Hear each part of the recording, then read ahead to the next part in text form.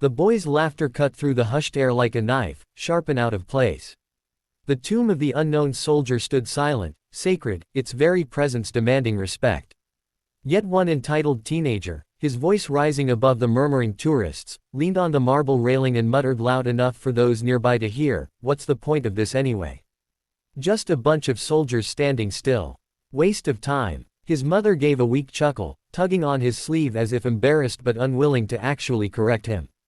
That's when the crowd began to shift, because directly in the boy's line of sight was the guard on duty, a single dad, a veteran who had sacrificed more than the kid could ever imagine. This guard wasn't just any soldier. He had spent years serving overseas before coming home to raise his daughter alone after losing his wife to illness. Now he dedicated his days to guarding this sacred place, a promise of honor, respect, and silence for those who could no longer speak for themselves. To him, every step, every click of his heel against the stone walkway wasn't just duty, it was a vow carved into his soul. And though his training demanded absolute composure, there was something about the boy's cruel laughter that pierced deeper than usual.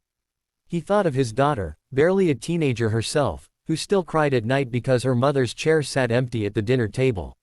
He thought of the folded flag he kept in his bedroom, a reminder that freedom always had a cost. The boy sneered again, his arms crossed. Seriously, why does he just march back and forth like a robot? Doesn't he ever get bored? People nearby exchanged nervous glances, some shifting uncomfortably. A few whispered, urging him to be quiet, but the boy doubled down, emboldened by the silence. That's when the guard made his move. With precision, he halted mid-step, pivoting sharply until his polished shoes aligned perfectly with the boy's position. His voice thundered, trained and commanding, echoing off the marble columns, "Respect. Silence. This is hallowed ground." The crowd froze, stunned. The boy's smirk faltered, though pride held him from lowering his head.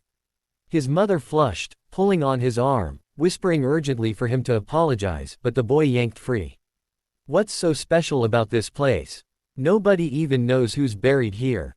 His words hung in the air, and for a moment it felt like the whole world stopped. The veteran's jaw clenched, but instead of anger, something heavier filled his voice. "You're right," he said, his tone steady yet carrying the weight of countless untold stories. "We don't know their names. We don't know their faces. They gave everything, even their identity, so that kids like you could live free, laugh loud, and never know what it's like to die nameless in a foreign land. You see boredom. I see brothers, fathers, sons, people who gave the very thing you take for granted every single day." The boy blinked, caught off guard by the raw conviction in the man's voice. The crowd leaned in closer, breaths held as if they too were hearing something sacred. The guard continued, his voice softer now, almost breaking. "I stand here not because I'm bored, but because I swore that they would never be forgotten. I swore that no laughter, no ignorance, no selfishness would dishonor their sacrifice. I am a father. I am a soldier. And every step I take here is for the men and women who can no longer take one themselves." Silence. Heavy, absolute silence. The boy's face reddened, and for the first time, his defiance cracked. His eyes flicked to the marble tomb, to the wreaths laid gently against it, to the rows of veterans in the audience whose hats bore insignias he didn't understand but whose eyes burned with a quiet fire. He swallowed hard, and his mother whispered again, this time with tears in her eyes. Slowly, almost reluctantly, the boy muttered, "I'm sorry." The guard's eyes didn't leave him. There was no gloating, no satisfaction, only a deep, tired respect. He gave the faintest nod before pivoting back into formation, resuming his march with flawless precision, as if the interruption had never happened. But for everyone watching, something had shifted. The weight of his words lingered in the air, pressing into their hearts. A few people wiped their eyes. A veteran in a wheelchair saluted with trembling fingers. Parents pulled their children closer, whispering explanations about sacrifice and respect. The boy didn't say another word for the rest of the ceremony. He stood still, shoulders stiff, his hands clutched nervously in front of him. For perhaps the first time in his life, he understood that the world was bigger than himself.